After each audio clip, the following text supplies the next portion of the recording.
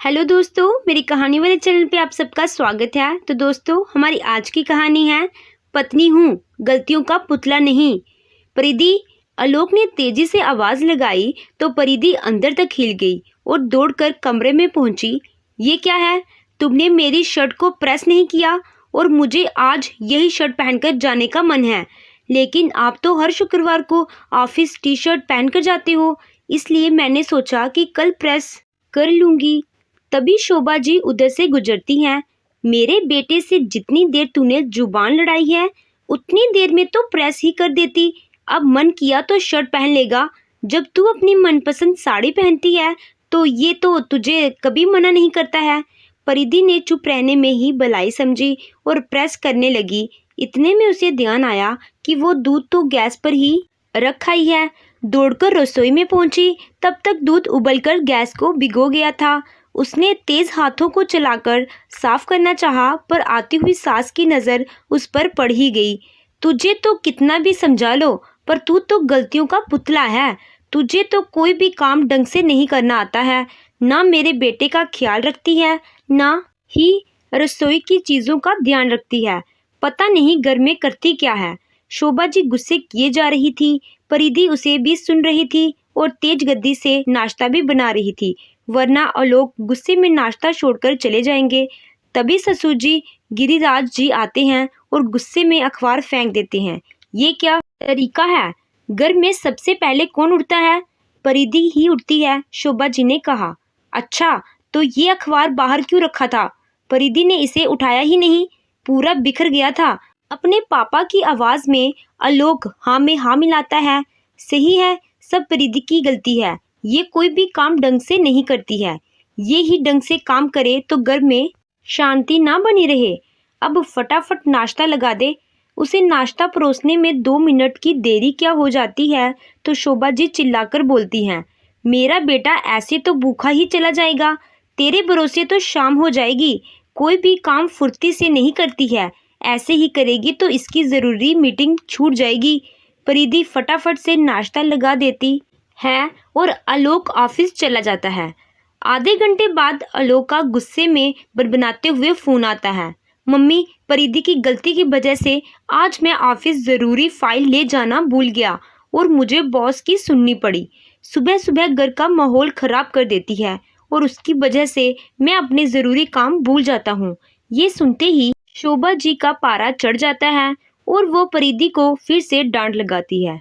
हे भगवान, कैसी बहू पल्ले पड़ी है। मेरे बेटे के जीवन में शांति ही नहीं रहती है। इसकी गलतियों की वजह से उसका दिन खराब चला गया।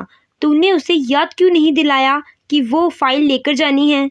मम्मी जी, उन्होंने तो मुझे किसी फाइल के बारे में कुछ नहीं बताया था, तो मैं उन्हें क्या याद दिलाती। अब तू बेकार की सफाई मत दे। तेरी गलती की वजह से आज उसकी मीटिंग छूट गई। परिधि यही सोचकर परेशान थी कि जब उसने कोई गलती की ही नहीं है तो उसे बेवजह डांट क्यों पड़ रही है।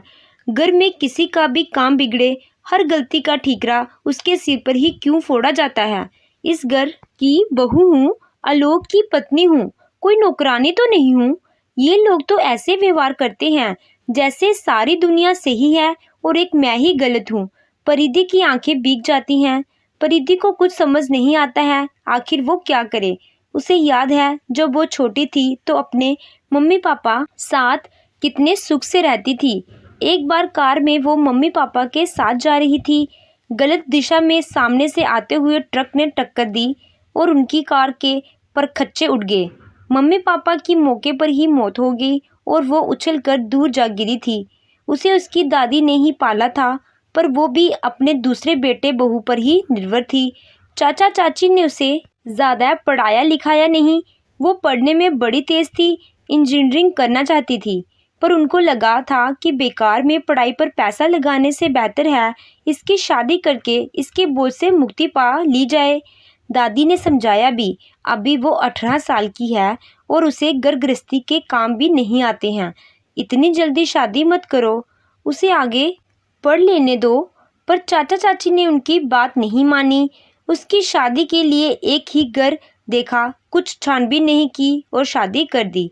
शादी के 1 साल बाद दादी की मृत्यु हो गई और चाचा चाची उसे घर भी कम बुलाते हैं। परिधि को लगता है कि वो अब दुनिया में किसके पास जाकर अपने दर्द कहे, कोई उसकी सुनने वाला भी नहीं है। इसलिए वो अकेले में ही रोकर दिल हल्का कर लेती। रोते रोते कब उसकी आंख लग गई उसे पता ही नहीं चला। बाहर शोर शराबे से उसकी नींद टूटी। शोभा जी चिल्लाकर बो रही थी, अरे इसने मोटर बंद नहीं की, सारी टंकियां भर गई और पानी से छत भर गई है। कितना पानी फैल गया है और मोटर का कितना बिल आएगा। इसके माँ बाप तो लाइट का बिल नहीं भरने आएंगे, पैसा तो मेरे बेटे की जेब से ही जाएगा। इसका क्या बिगड़ेगा, ये तो मजे से दो मुफ्त का खाना खाती है। माँ बाप तो मर ही गए हैं। चाचा चाची ने फुहड़ लड़की हमारे मत्थे मर दी। परिधि ने देखा तो छत से पानी टपक कर नीचे सीढ़ियों से बह रहा था, पर उसे याद नहीं आ रहा था कि उसने मोटर को पानी भरने के लिए चालू किया हो। हाँ, तभी उसे याद आया कि वो तो रसोई में काम कर रही थी। पानी खत्म हो गया था तो मोटर मम्मी जी ने चालू की थी। वो खुद चलाकर भूल गई थी और सारा दोष उसे दे रही थी। लेकिन परिधि को सब सुनना पड़ता था। कुछ समय बाद परिधि ने एक प्यारी सी बेटी को जन्म दिया। भूमि आने से उसका मन बहुत खुश हो गया था। अपनी नन्ही गुड़िया को बाहों में लेकर वो सारे दर्द भूल जाती थी। वो ससुराल वाले के ताने सुनकर भी अपनी बेटी की परवरिश में लग गई थी। आलोक और शोभा जी भूमि से बड़ा प्यार करते थे, उसका बहुत ख्याल रखते थे। भूमि के दूध और नाश्ते में देरी हो जाए तो परिधि को ही सब सुनना पड़ता था। भूमि एक दिन खेलते खेलते पार्क में गिर गई। उसे बहुत चोट आई तो सबने मिलकर परिधि को डांट दिया, सब तेरी गलती है, तू मेरी पोती का ध्यान नहीं रख सकती है, जाने कौन से काम में लगी रहती है। परिधि को उस दिन भी बहुत दुख हुआ। घर वाले भूमि से प्यार करते हैं, ये बहुत अच्छा है, पर पार्क तो वो अपनी सहेलियों के साथ गई थी, वो तो घर पर थी। हर बार उसे ही कसूरवार क्यों ठहराया जाता है। भूमि अब स्कूल जाने लगी थी। परिधि 12वीं तक पढ़ी थी, लेकिन वो हिंदी मीडियम से पढ़ी थी। शुरुआती कक्षा में तो परिधि ने उसे अच्छे से पढ़ा दिया था, लेकिन अब भूमि 5वीं कक्षा में आ गई थी और अंग्रेजी मीडियम स्कूल में पढ़ती थी। अब परिधि उसे पढ़ा नहीं पाती थी। भूमि के नंबर कम आने लगे थे तो उसका जिम्मेदार भी परिधि को ही ठहराया जाता था। आखिर वो क्यों अपनी बेटी का ध्यान नहीं रखती है। आलोक, मैं इतनी पढ़ी लिखी नहीं हूँ, तो आप भूमि के लिए ट्यूशन लगवा दीजिए, आपको तो वैसे भी समय नहीं मिलता है, हमारी बेटी पढ़ाई में पीछे नहीं रह जाए।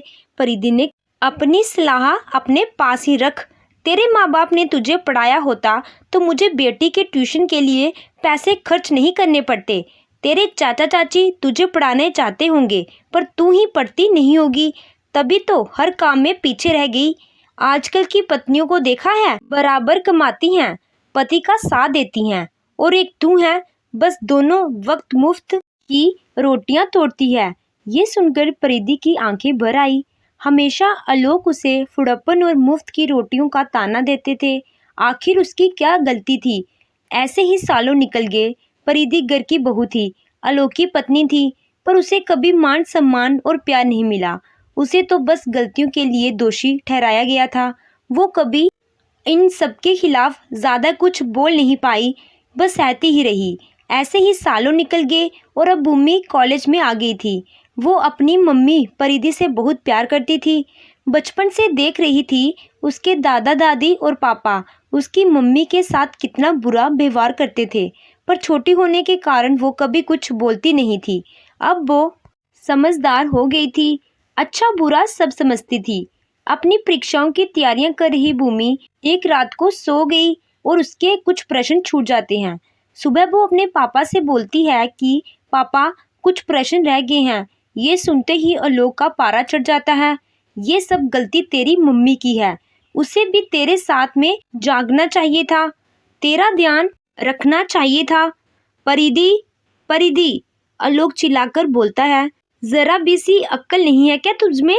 बेटी की परीक्षाएं चल रही हैं और तू मजे से सोती है।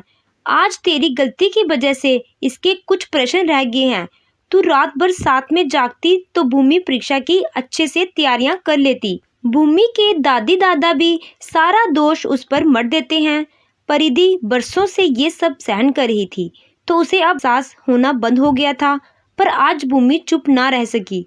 आप लोग बस कीजिए, मैं आप लोगों के आगे हाथ जोड़ती हूँ। ये सब अब तो बंद कर दीजिए। मैं बचपन से ये सब देख रही हूँ। पापा, आप क्यों हर गलती का ठीकरा अपनी पत्नी के सिर फोड़ देते हो? गलती चाहे किसी ने भी की हो, पर उसके लिए दोषी सिर्फ मम्मी को ही क्यों ठहराया जाता है? मम्मी कोई पंचिंग बैग है जो जब आया एक मुक्का मारता चला गया और मम्मी सब सहन करती चली गई। पापा, आपने अपनी पत्नी का ख्याल नहीं रखा। ये आपकी सबसे बड़ी गलती है। आपको अपनी माँ का दर्द नजर आया, आपको अपनी बेटी की पीड़ा महसूस हुई, लेकिन आपने अपनी पत्नी की परेशानी को कभी भी नहीं समझा। पापा, मम्मी पापा बचपन में उन्हें छोड़कर चले गए, तो इसमें मम्मी की क्या गलती है?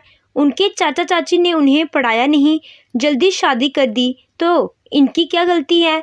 इन्होंने हिंदी मीडियम में पढ़ाई की है, तो इनकी क्या गलती है? आपने हमेशा अपनी पत्नी को दबाकर रखा, इनके सम्मान की धज्जियां उड़ाते रहे।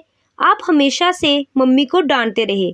मम्मी ने कभी पलटकर जवाब नहीं दिया। मम्मी से सबसे बड़ी गलती यही हुई है कि उन्होंने अन्याय सहा है। कभी आप लोगों के खिलाफ आवाज़ नहीं उठाई। हर इंसान अपने जीवन में गलतियां करता है, पर उसे उसका एहसास नहीं होता है। पर पत्नी या बहू गलती करे तो उसका डिंडोरा पीटा जाता है। गलती ना भी करे तो उसे ही दोषी बनाया जाता है। आखिर पत्नी ही तो हर बार कसूरवार नहीं होती है। पर ये पुरुष प्रधान समाज है, यहाँ पत्नियों और बहुओं की गलतियों को कभी माफ़ नहीं किया जाता है। पापा, आज तो मैं यहाँ पर हूँ, कल को मेरी पढ़ाई पूरी हो जाएगी, मैं भी किसी की पत्नी बनूंगी, तब मुझे भी हर बात के लिए दोषी ठहराया जाएगा, तो आपको कितना दुख होगा। मैं अपने ससुराल से रोते हुए आपको फ़ोन करूंगी, तो आपको कितना दर्द होगा। पर यहाँ तो मम्मी को ये भी सहारा नहीं मिला। वो रोती होंगी, पर उनका दुख दर्द सुनने के लिए उनके मम्मी पापा नहीं हैं। अपनी बेटी को दुख में देखकर उनकी आत्मा कितनी तड़पती होगी, उन्हें कितना दुख पहुंचता होगा। भूमि की बात सुनकर सभी के चेहरे पर चुप्पी छा गई। कोई कुछ नहीं बोल रहा था। सब अपने गलत व्यवहार के लिए शर्मिंदा हो रहे थे। पापा, सच्चे मन से बताओ कि मम्मी ने क्या हमेशा बस गलती ही की है? इस घर परिवार आपके लिए, हमारे लिए कभी कुछ अच्छा नहीं किया। फिर हर बार बस उनकी उन गलतियों को गिनाया गया जो उन्होंने की ही नहीं। मैं तो बचपन से यही सब देख रही हूँ, पर अब बड़ी हो गई हूँ, मुझ में भी समझ आ गई है। पापा, क्या आपने दादाजी और दादी जी ने कभी कोई गलती ही नहीं की? शायद आप लोगों के अहम ने उसे स्वीकारा ही नहीं। उसका दोषी मम्मी को बताकर आप लोग मुक्त हो गए। भूमि की बात का किसी के पास कोई जवाब नहीं था। सब खामोश खड़े थे। पर आज परिधि की आंखों से बरसों का दर्द आंसू बनकर बह रहा था। आज उसे अपनी बेटी में अपनी मम्मी नजर आ रही थी, जिसने उसके दर्द को महसूस किया। वो भूमि से लिपट कर रोने लगी और रोती ही रही जब तक उसका मन हल्का नहीं हो गया। तो दोस्तों, आपको ये कहानी कैसी लगी? कहानी अच्छी लगी हो तो वीडियो को लाइक कीजिएगा। चैनल पे नए हो तो चैनल को सब्सक्राइब कीजिएगा। Thank you.